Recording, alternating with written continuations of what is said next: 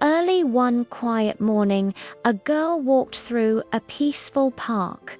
Her steps were light, and her eyes shined like little stars.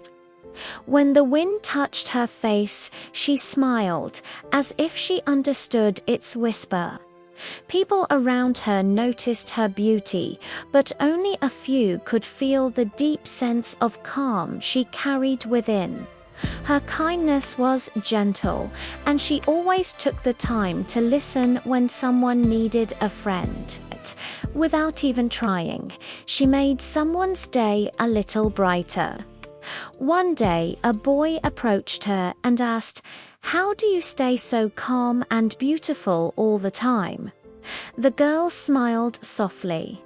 "I just don't rush," she said. Life opens its doors even to those who walk slowly. In that moment, the boy understood. Her beauty wasn't a secret hit, was her peaceful heart.